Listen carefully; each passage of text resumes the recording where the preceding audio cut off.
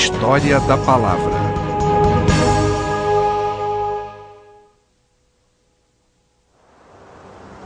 Distribuição Sinapse.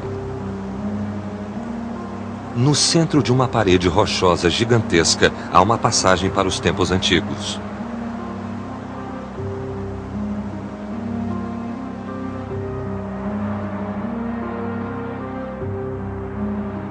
Sob os andaimes há um grande relevo mostrando 9 homens com cordas em volta do pescoço.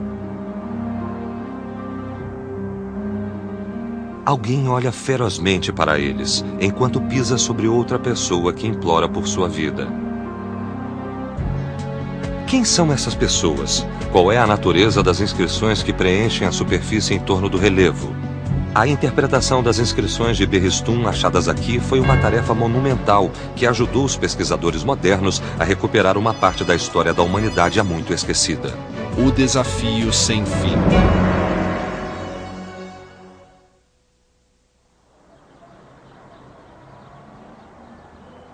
No centro das montanhas Zagros, no noroeste do Irã, vê-se a face rochosa do Monte Berristum, localizado ao longo de uma antiga rota de caravanas que ligava a Mesopotâmia à antiga Pérsia.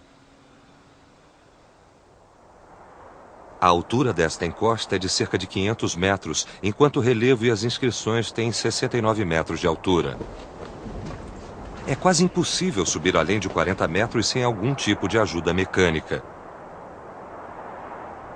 Em um rochedo tão inacessível, quem deixaria tais entalhes e inscrições? E com que propósito?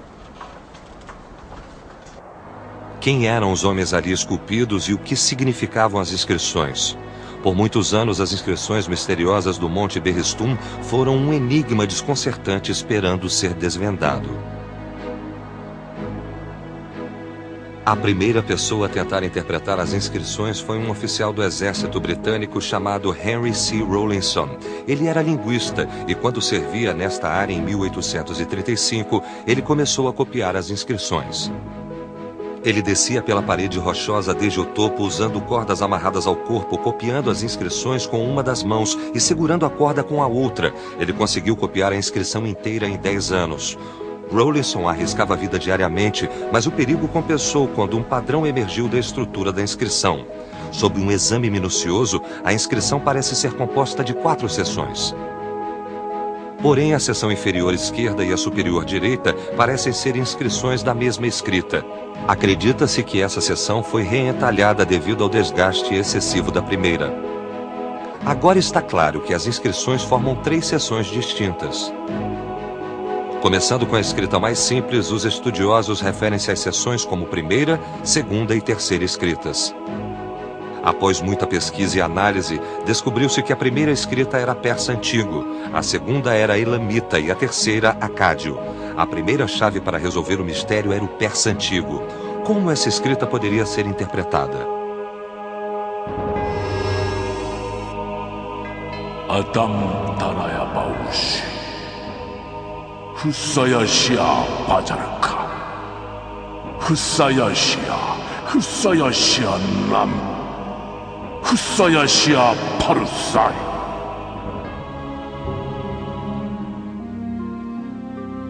Trinta anos antes de Rawlinson começar a interpretar as inscrições do Monte Berristum, Georg Grotefend, professor de ensino médio na Alemanha, escreveu uma carta à Sociedade Real Göttingen.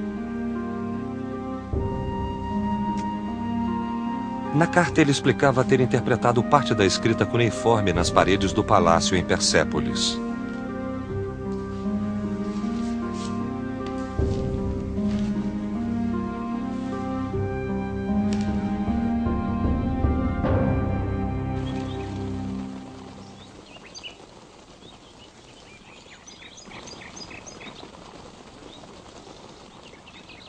A Persépolis que Grotefend mencionava era a antiga capital cerimonial persa de Dário o Grande e de seus sucessores no que hoje é o sudoeste do Irã.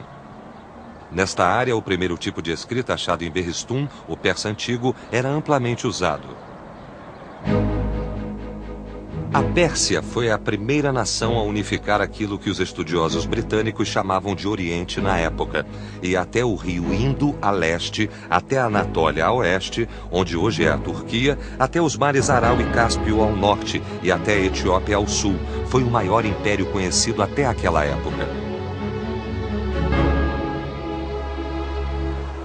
A cidade de Persépolis foi planejada para ser a maior do Império Persa, uma capital digna de tal nação. Como era essa grande metrópole?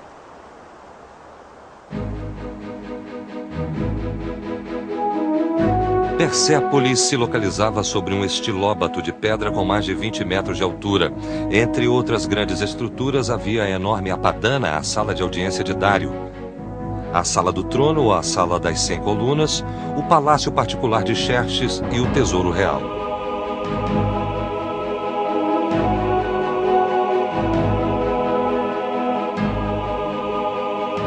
A entrada do Palácio Real ficava a noroeste. Como muitos enviados de estados tributários vinham por esta entrada, ela ficou conhecida como o Portão de Todas as Nações. A escadaria para o portão não era muito inclinada. Os emissários de reinos distantes subiam as escadas a cavalo e iam com seus corcéis até a área do palácio. Grandes pilares ornados com imagens religiosas ficavam de ambos os lados. Mesmo com o passar de milhares de anos, a majestade da antiga Pérsia ainda se destaca. Ao atravessar o portão, chegava-se a Apadana, o centro de Persépolis. Aqui os emissários do mundo antigo se reuniam. Todo ano, emissários de cada canto do império vinham pagar tributos e depois se realizava uma grande celebração de Ano Novo. Pode-se ver que quem trazia camelos de 2 corcovas eram os emissários da Báctria, na parte noroeste da Pérsia. Os gandarianos traziam vacas e lanças. Os citas eram conhecidos por seus chapéus pontiagudos. Os jônios eram da extremidade oeste da Ásia e traziam produtos especiais de sua região.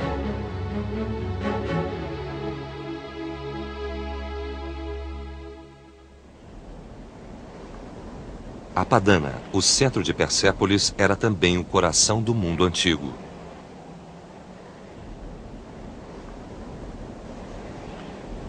Além das colunas de Apadana, vê-se o Palácio de Xerxes, conhecido como Hadish. Uma famosa inscrição se encontra no pilar da entrada do palácio.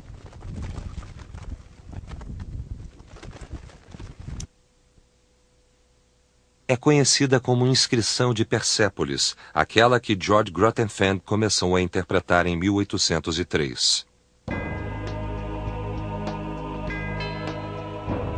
Como a inscrição de Berristum, os escritos de Persépolis foram feitos em 3 línguas. Qual foi a razão disso?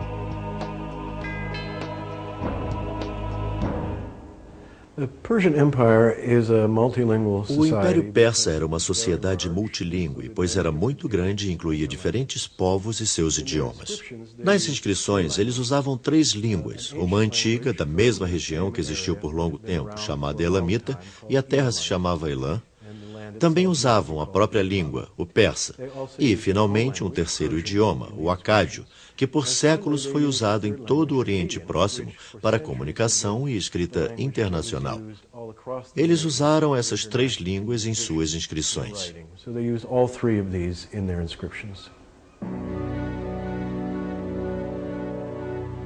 Grotefend conseguiu decodificar os nomes de vários reis persas, incluindo Ciro, Dário e Xerxes.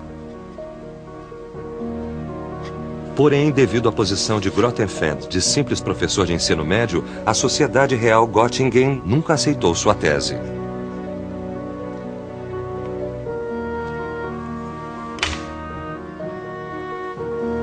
Os resultados deste trabalho exaustivo foram ignorados e a interpretação das inscrições de Persépolis foi arquivada. Após o incidente entre Grotefend e a Sociedade Göttingen, vários estudiosos ficaram interessados em decifrar a escrita cuneiforme. Finalmente, Henry C. Rawlinson conseguiu interpretar a primeira escrita de Berristum. Vejamos como foi feito.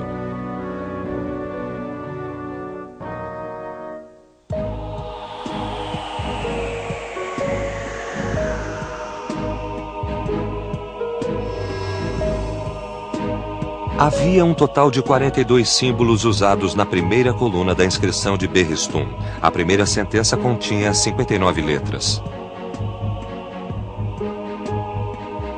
A primeira tarefa para interpretar a escrita estrangeira foi dividir as palavras em duas unidades separadas. Nas inscrições, o divisor parecia um tipo de parêntese. Uma palavra era frequentemente repetida. Rawlinson supôs que significasse rei.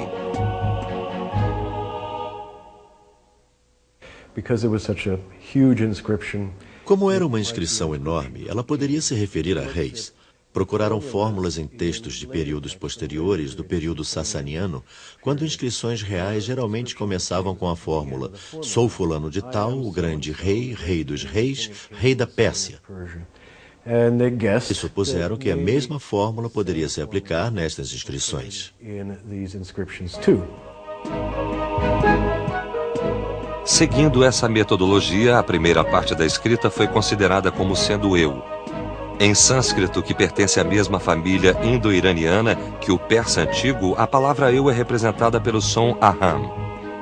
Rawlinson pôde deduzir que o som representado na inscrição antiga era próximo a Adam. Após a palavra eu, deveria vir o nome do rei. Que nome de rei teria o som da, como que há em Adam, a sílaba anterior? Rawlinson tentou pôr Dário na sentença, trazendo a tradução para eu sou Dário.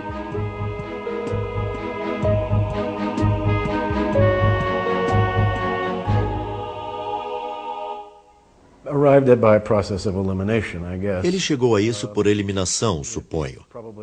Não era Cambises, pois ele veio depois e estava sempre em guerra. Ciro, pensamos que não foi o inventor da escrita, não escrevia em persa antigo.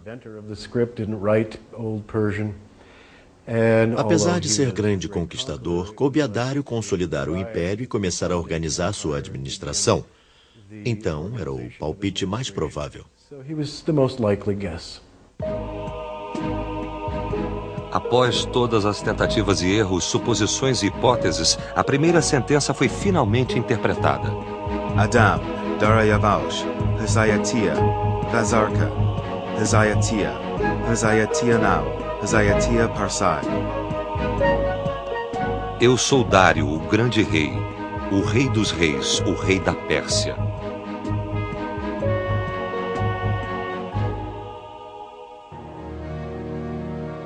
Quando o processo foi refinado, Rawlinson pôde interpretar a primeira coluna da inscrição em persa antigo. Da época da tese de Grotefend até o sucesso de Rawlinson, 50 anos tinham se passado para resolver o mistério dos 42 símbolos em persa antigo. A interpretação do persa antigo desvendou muita informação da antiga história persa. A escrita achada aqui foi outra pista para o passado. Quando a primeira coluna foi decifrada, mais estudiosos quiseram interpretar os símbolos da segunda coluna.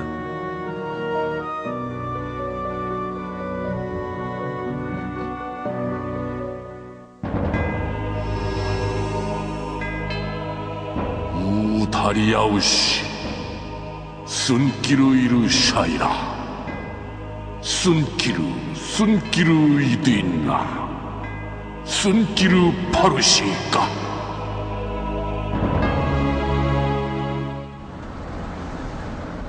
A segunda coluna da inscrição de Berristum estava em Elamita, a língua do povo do antigo Elam. As mais representativas relíquias de Elam encontram-se nas ruínas da antiga Susa, agora Irã, numa região ao sul conhecida como Chogazambil. Chogazambil, datada do século XIII a.C., está na lista de Patrimônio Cultural Mundial da Unesco.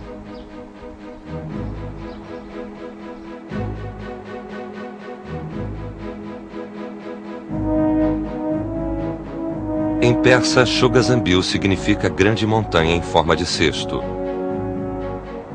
É o nome que surgiu quando estas grandes relíquias foram cobertas de terra. O zigurate achado aqui é o maior que ainda existe em estilo mesopotâmico. A estrutura, diferente do interior, foi claramente influenciada pela cultura suméria. Do topo pode-se ver que a cidade é cercada por 2 muralhas, com o zigurate no centro.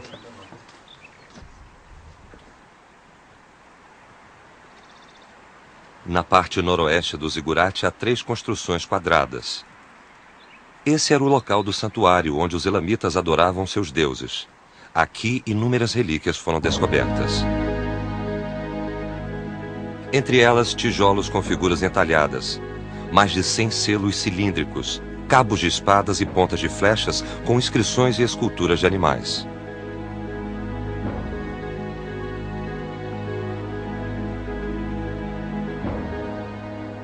Quando se olha em torno do zigurate, pode-se ver tijolos na altura dos olhos contendo inscrições. Nestes tijolos, a escrita achada na segunda coluna de Berristum, o elamita, foi entalhada em escrita cuneiforme. À primeira vista, o sistema de escrita parece semelhante ao achado na primeira coluna em persa antigo.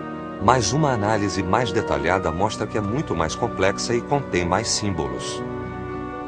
Vejamos o processo de interpretação da segunda coluna da inscrição de Berristum.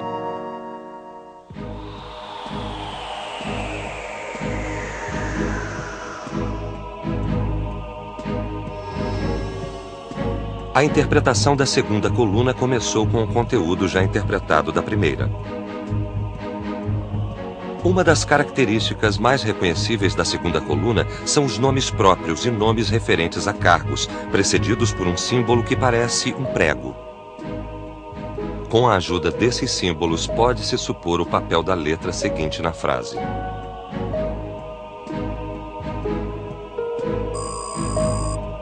Supôs-se que a palavra mais repetida fosse a que representava rei. Era Sunkir neste texto, que é mais curta que Exhayatia no texto anterior.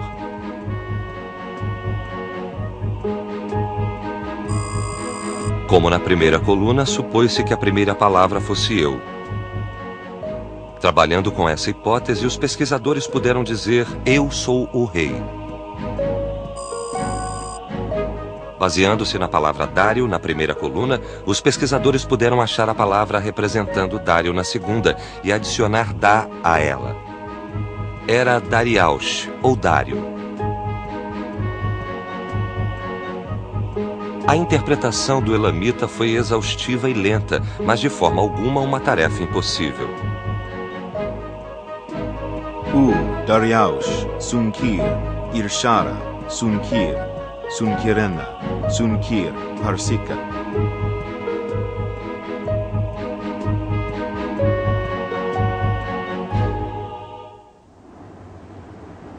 Os segredos das 2 primeiras colunas de Berristum tinham sido revelados. Era hora de passar para a terceira, em acádio.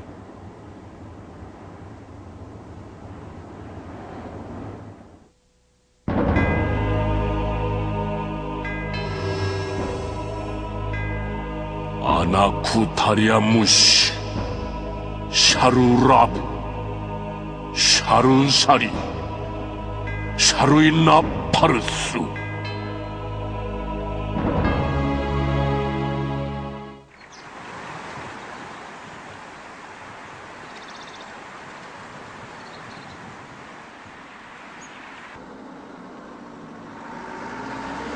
A terceira coluna de Berristum estava em acádio, uma das línguas principais da antiga Mesopotâmia.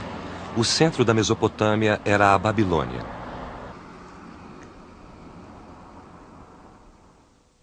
O capítulo 11 do livro do Gênesis conta a história da grande cidade do povo, que tentou fazer uma torre que chegasse aos céus. Deus ficou zangado com a insolência e os castigou dando-lhes idiomas diferentes. A torre nunca foi terminada e o povo se dispersou, deixando-a em ruínas.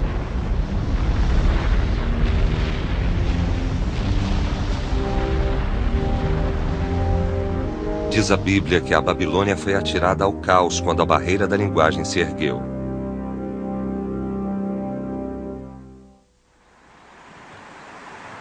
Como a Bíblia descreve, a Babilônia foi a maior cidade na antiga Mesopotâmia. Era um centro de comércio e cultura. A entrada para as relíquias era por uma estrutura chamada Portão de Star, a deusa do amor e da guerra.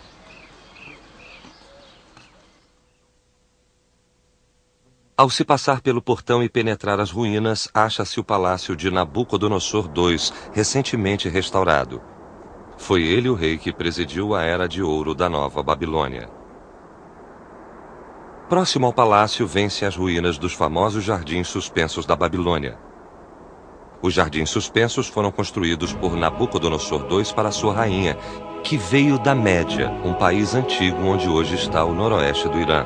O jardim continha uma fonte que jorrava água no ar 24 horas por dia, o que mantinha o ar fresco o ano todo. As ruas dentro do palácio formavam a via processional. Estes altorrelevos de animais de ambos os lados das ruas eram os animais guardiães da Babilônia. Este altorrelevo é do deus Marduk. Ele era representado como uma criatura imaginária, parecendo uma combinação de vários animais. Isso simbolizava a divindade principal da Babilônia, que também se chamava Marduk. A criatura equina é Haddad, o deus da tempestade. Sob Haddad, há uma parede feita de tijolos na altura dos olhos humanos. Vemos uma escrita cuneiforme borrada, representando a linguagem acadiana. Essa é a terceira forma de escrita achada em Berrestum. Houve hipóteses de que a escrita acadiana se destinava a louvar feitos reais, mas devido ao desgaste do tempo, as letras são quase ilegíveis. A relíquia em que se vê a escrita acadiana mais claramente é uma tábua do Código de Hammurabi. A tábua está abrigada no Louvre, em Paris. Por um longo período da história, o Código de Hammurabi foi o conjunto de estatutos mais completo já codificado. Nesta sólida diorita, vêm-se caracteres cuneiformes. Esta forma de escrita parece mais opaca, forte e crua que outros conjuntos de escritas encontrados em persa antigo e elamita. Como os pesquisadores conseguiram interpretar essa escrita criptografada?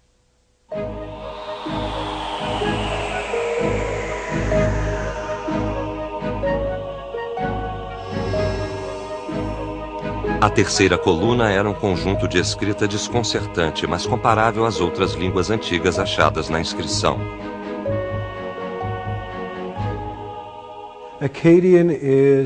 O acádio é uma língua muito antiga. É da família de idiomas semitas. Essa família inclui o hebraico, o árabe e o aramaico. O próprio acádio é o membro mais antigo e atestado dessa família. Ele data de 2600 a.C. e foi escrito em cuneiforme por mais de 2000 anos. Concentraram-se no fato de que o acádio era um idioma semita e analisaram os sons da primeira palavra eu. Em idiomas semitas modernos, eu é pronunciado anaco. Assim, os linguistas puderam especular que a palavra fosse anaco na língua acadiana. Também aqui supunha-se que a palavra repetida representasse rei, era pronunciada charu. Esse símbolo tinha uma forma mais simples que as palavras correspondentes na primeira e na segunda coluna. Usando a inscrição dessas colunas como guia, foi fácil discernir o nome de Dário na terceira delas. Em acádio, Dário se pronunciava Dariamush. Anaku, Dariamush, Sharu, Rabu, Shar, Shari, Sharu, Parsu. O acádio tinha o maior número de letras entre as três formas de escrita e era a mais antiga, mas os estudiosos acabaram decifrando o terceiro sistema.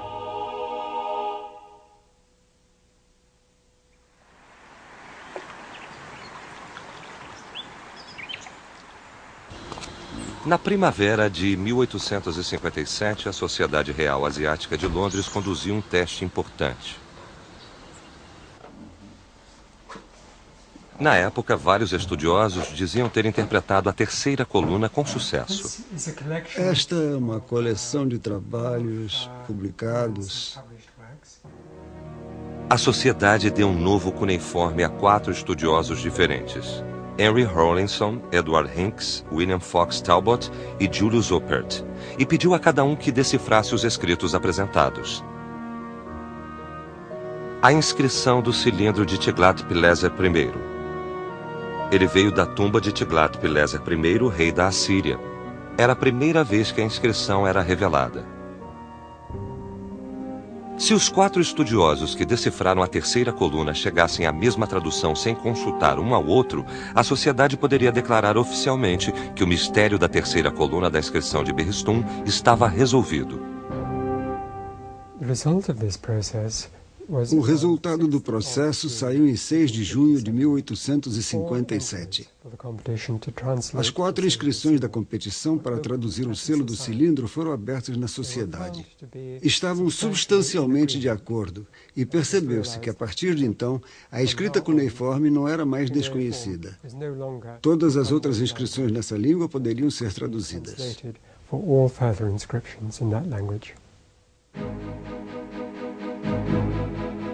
Antes que a inscrição de Berristum fosse decifrada, os estudiosos faziam suposições sobre o significado desses relevos criptográficos. Porém, agora sabemos que esses escritos detalham os nomes dos líderes de países rivais e do grande rei Dário. Podemos até saber a identidade da pessoa de chapéu pontiagudo. Tudo isso é possível graças ao deciframento da inscrição de Berristum. Não se sabe quanta história antiga ainda está enterrada na areia. Mas sabemos que os estudiosos nunca abandonam a missão de descobrir a história um passo de cada vez.